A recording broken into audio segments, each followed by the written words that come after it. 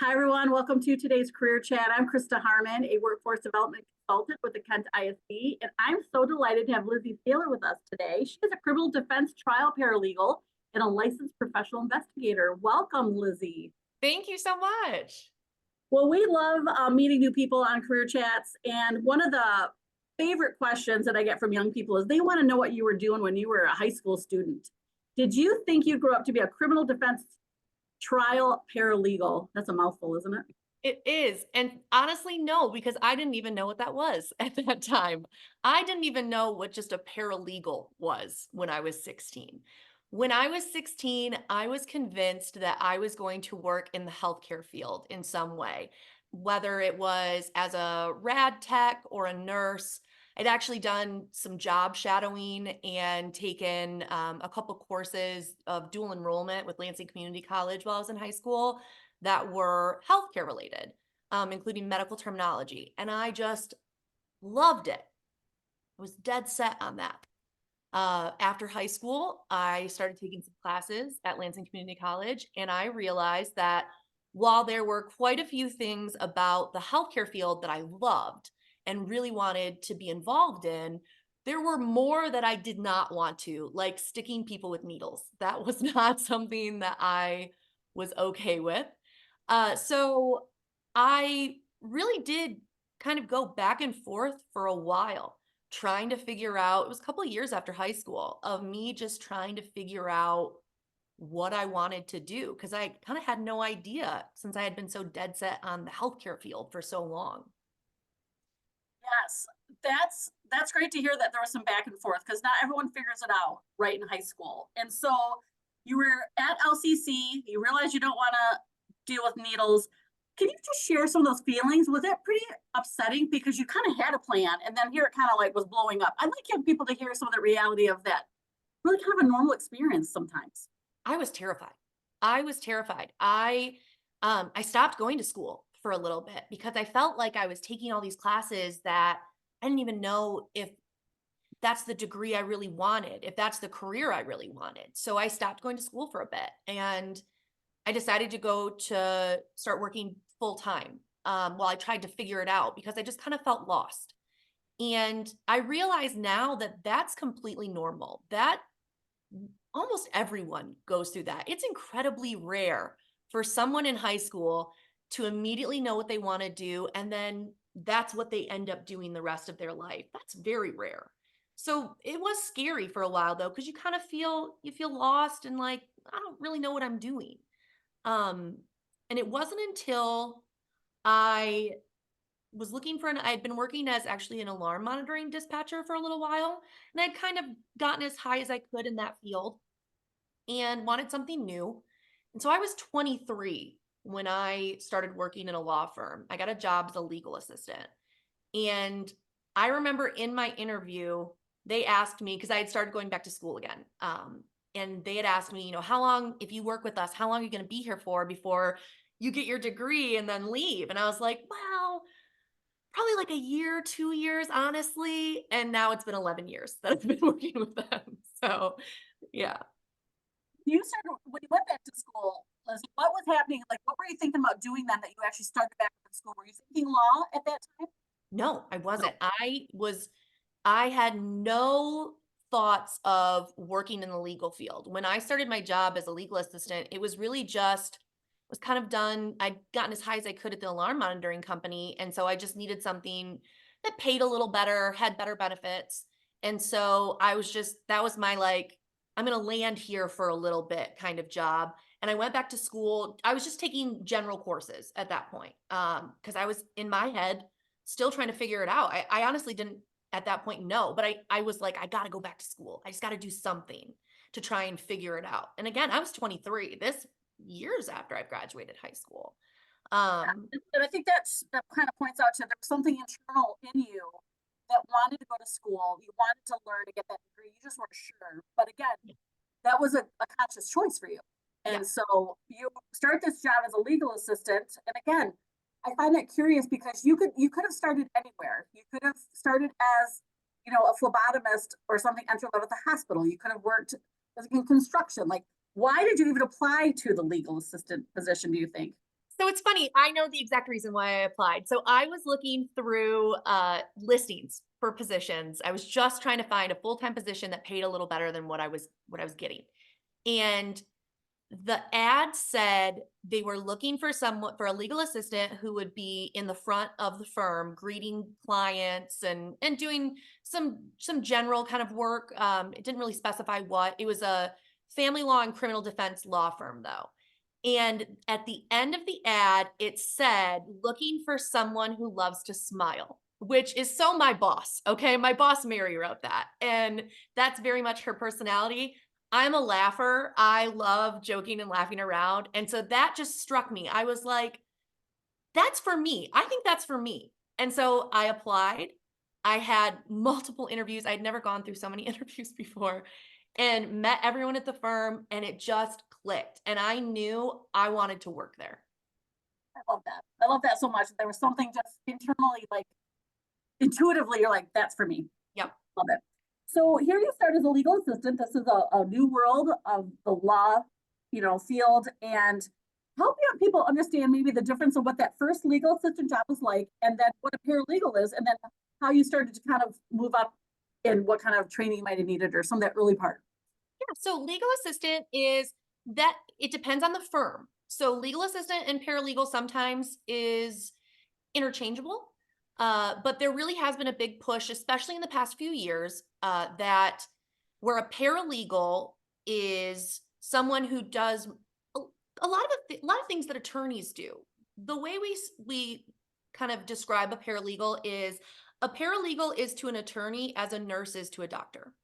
So the legal assistant traditionally is a position where you're doing more clerical duties. You're doing a lot of calendaring, you're communicating with clients and taking their messages. You are preparing files for court.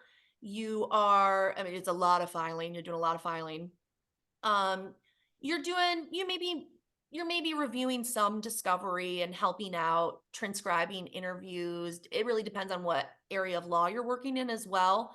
Paralegal is more meatier, I guess you could say. It's you're doing a lot of the same stuff attorneys are doing. You're doing legal research, you're drafting motions, briefs, you are doing a lot of discovery review, you are doing a lot of investigation, which especially with my position as a licensed professional investigator, do a lot of that work. So for the kids out there who love social media, it's a lot of social media stalking of witnesses, complainants, people who are involved in the case. So there's a lot of things that are similar to both positions. Paralegal nowadays is kind of it's a step up. And I think this is so important for not only the school counselors on this call, but students, because sometimes they really like the idea of being a lawyer, but maybe that school feels out of range. But you could be right in there with all this stuff with the role of a legal assistant or paralegal. I love that. It's just opening up some opportunities already for young people watching this. Especially if, so let's say you do have an interest in criminal defense, which is what my specialty is in, and you want to be an attorney, but you're not quite sure. With my role as a criminal defense trial paralegal, I go to trial with the attorneys. So every attorney in our firm who goes to trial, the person sitting next to them besides the client is me. So I'm in the courtroom, I'm helping them come up with questions. I'm, making sure all the exhibits are there and ready to go. I run all the courtroom technology. I, help assist anything with the client while we're in trial. I'm doing everything that an attorney is doing when you're in court besides standing up and speaking, but I'm still giving them things to say. I'm just not the one saying it. They're like a puppet for me. So you really get that feel of, is this for me, without going the distance to law school right away and spending that money sometimes. Well, I think that even as a career developer, you've given such a great description already. This is fantastic. Now, you had gone back to school. So did you end up finishing an undergrad degree or not? I did not. So I have ADHD.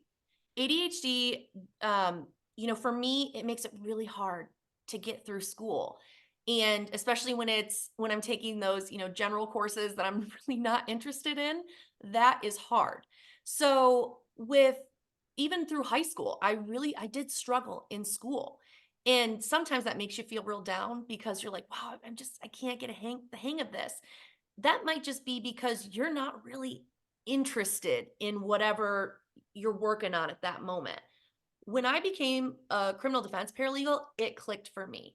And I loved it and I'm interested in it and I want to work hard on it and I'm learning so much.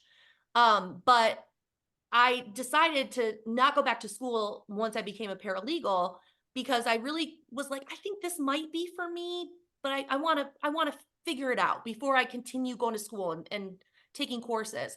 Now I have been a paralegal for 11 years, almost 11 years. And I know that this is what I want to do. I know criminal defense is what I want to do. And I have determined that I do believe I want to be an attorney someday. So now I'm going back to school and I'm going part time and I'm chipping away at it so I can make my way towards law school. But you can have a very successful career without having that degree right away. You really can. So just for clarification then, those 11 years as a paralegal, because you started as a legal assistant, Mhm. did you have to get additional training or was it then on the job training that you did for this program to I become did a on the job paralegal? training. Yeah, Mine was on the job training. yeah, There are paralegal programs though. So LCC, I keep saying LCC just because I went to LCC, but I believe GRCC has a lot of community colleges have paralegal programs. I know Madonna does. You can get an associate's degree in paralegal studies. I believe it's now called legal studies, but it's a paralegal program. You can get a certificate but you don't need these things to become a paralegal. It just helps you. It helps you get a job quicker. It'll help you move up quicker within your law firm. And honestly, in a lot of cases, it'll help you with pay right off the bat. So absolutely going to school, if you want to be a paralegal, that will help you. For me, I really was lucky that I got promoted. It was only a couple months after being a legal assistant that I was promoted to paralegal and they decided to start training me as a paralegal. So, but going to school and getting that certificate or that associate's degree, that will help you be prepared and kind of move up a little quicker. good to know. Someone had asked in the chat if have you ever heard of any high school level vocational programs around the legal? I personally have not. I mean, I have not. college, yeah. I have not, but I know that they do a lot of like mock trials in the area that students can go to see. You can go to the Hall of Justice, and there's a program there where that's where the Court of Appeals and Michigan Supreme Court are. Because a lot of our attorneys are involved in that. And so you can see and courtrooms are open, right? So if you really want to see what it's like in court, you can go. You can just go and watch. You don't have to do anything besides just show up. So, I don't think a lot of young people know that, Lizzie. So that's just a great takeaway already. If a kid is interested in this, that they can actually go check it out and do kind of yeah, a job shadow just by observing, right? yeah. And you don't even have to tell anyone like why you're there. You literally just show up, sit down in the courtroom, make sure you're quiet, make sure you're dressed appropriately, no jeans. Make sure you're dressing like you're going for a job interview. But just sit and observe and see what it's like cuz that'll tell you enough right there. Absolutely. Absolutely. So you started as a legal assistant, you got promoted and on the job training to be that paralegal. Then you started adding some credentials, it sounds like, because you're a licensed professional investigator stuff. So help us kind of understand. You gave a great description of what your kind of daily work was, but kind of some of that thinking of why you started again getting extra training. So to be that is something kind of rattling around in the back of my head because I had gone to a couple conferences for actually for paralegals, and I had met some people who were also professional investigators. You get licensed by the state, and that just kind of made sense to me because a lot of the work that I do is investigation. It's tracking down witnesses, reaching out to them, interviewing them, trying to, I mean, there's a case that we had where we needed to verify a receipt from 1995. And I had to go from person, this business had shut down. I had to go from person to person to person to person to finally track down this former business owner who could verify that that's a receipt from his business during that time. So I was already doing that work. And it can be a little pricey to be a licensed professional investigator. It's about a little over $800. So I just went to my bosses, the partners of our firm at Chartier and Neon Fakudza, and I said, I think this would be really helpful to our firm. I think that me being a licensed professional investigator, not only from a marketing standpoint, but there's just more that I can do when I'm licensed. And they agreed. And so they paid for my licensing, and there we go. But that wasn't even where I started adding the extra things. I'm also at this point right now, I am the chair of the State Bar of Michigan's paralegal and legal assistant section. And I am also the founder and chair of the Ingham County Bar Association's paralegal section. So you obviously are aspiring to some leadership. Sorry, I had to move. Yeah. My computer almost died. Oh yeah. So just really making connections with people in your profession, taking that leadership, providing opportunities for them to keep growing. Sounds like your jam. And Oh, I so, love it. I yeah, love being involved in the legal community, and especially with paralegals. Paralegals want to help one another, right? We know how hard our jobs are in every aspect of the legal field. Whatever little area of law you're working in, it's hard. It's incredibly fun, but you can make a lot of great connections within the legal community, especially within paralegals and legal assistants. So I started doing mentorship programs. So I mentor paralegals or legal assistants who are just starting out in their careers. And because that helped me.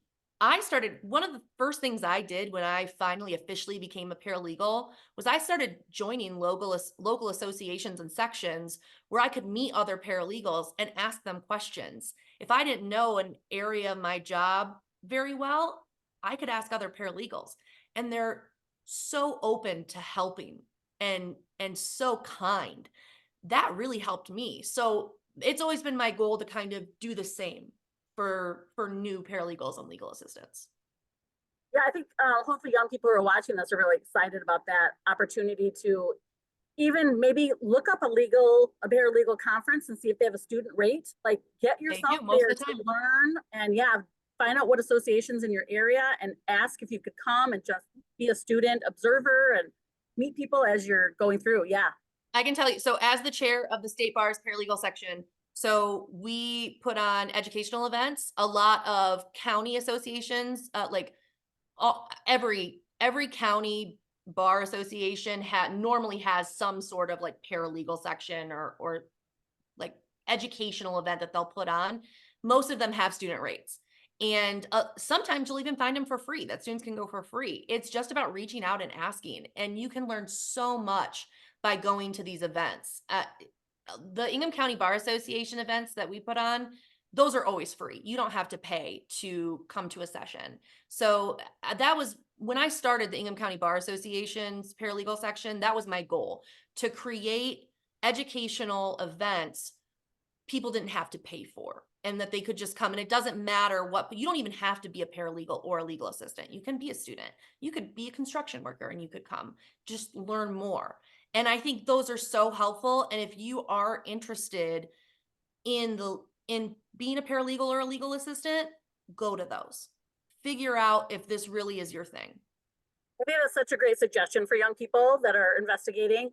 So let's take you back to pre those 11 years. When you think about the kind of qualities that it took to become a really good paralegal and what keeps you motivated right now, what kind of traits, personality, values, what kind of things come to mind for you? So for me, my ADHD is actually kind of like a superpower when it comes to being a trial paralegal. You have to be able to multitask. You have to be able to focus on many different things at once. So when I'm in the courtroom, I have to pay attention to the jurors and see like what their facial reactions are, how they're reacting to certain questions. Do they seem happy, angry, mad about certain questions? I also have to keep an eye on our client. I have to make sure all the questions that we had planned are getting asked. You have to be able to focus on so many different things. And for me, my ADHD actually helps me with that. Also, I think, networking is huge in the legal field, even as a paralegal. So the ability to talk to other people and connect with someone is really important. The biggest thing I think for me, though, for criminal defense specifically, is there's a misconception that to work in criminal defense, you have to be kind of cold-hearted. And I think you have to be incredibly compassionate to work in criminal defense.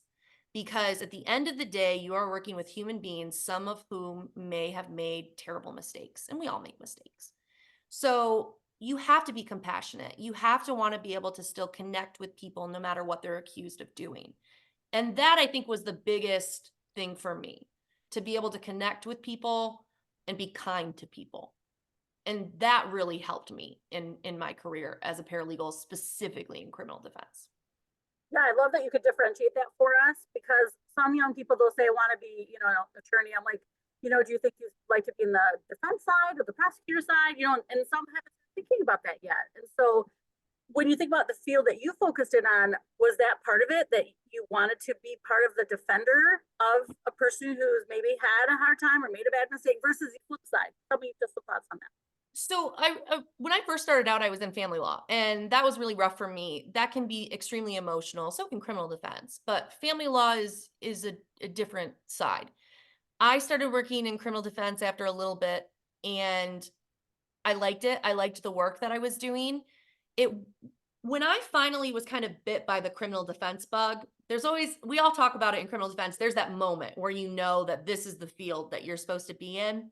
I had filled in, I was still working at in family law department, and I had filled in for a trial where a man had a retrial after spending 9 years in prison for a crime he did not commit. And we all worked so hard on that case, that retrial. We didn't represent him in the first trial. His retrial, we worked so hard and put everything into it. And we won. And he got to go home to his family. And after we won, I remember looking at the partners of our firm, because it was both partners who were there with me. And I remember saying, this is for me. This moment makes all the hard work worth it. When a man who we knew was innocent and spent 9 years away from his kids and his wife got to go home to them because of the work that we did, I knew that was what I was going to be passionate about the rest of my life. And even if someone is guilty, you still have to make sure their constitutional rights are met. And that gives me pride. And that gives me joy.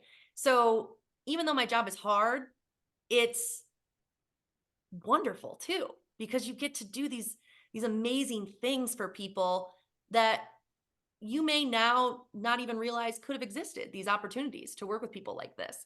So that's how I knew I was criminal defense all the way after that first trial. And I've been in so many trials since then that I can't even count all of them. As somebody put in the chat, is very inspiring. I love it. What about, obviously those are some of your favorite parts. So let's talk about maybe some of the least favorite parts of your work, and maybe you can also address any myths about your work too. So I think the hardest part about my job, my position in particular, is we are there was, after COVID, there was a moment where we just became so busy. It used to be, prior to COVID, we would have maybe 2-3 trials a year. I now am scheduled for 19 trials between now and June. So it's insanely busy. It is exhausting. It really is. It's exhausting. It's not a traditional paralegal position where you're only 9 to 5 Monday through Friday. We travel all over the state for our trials. So you're staying in hotel rooms for 1 week, 2 weeks, 3 weeks, even at a time. You're giving up your weekends, you're giving up your nights. And granted, I do get to take a lot of time off. I have unlimited time off once I'm not in trial, but that does, it does affect your personal life in some ways. It can be incredibly stressful and it's tiring. But for me, it's worth it. The trade-off is worth it. And I would say the myths for my position, I would say in criminal defense in general, again, I kind of already touched on it, that you have to be a very cold, kind of uncaring person to work in criminal defense. That's not true. Some of the kindest people I've ever met have been criminal defense attorneys or paralegals or just legal professionals in general who work in criminal defense. And You also, there's a myth that you would hate prosecutors and you hate police officers.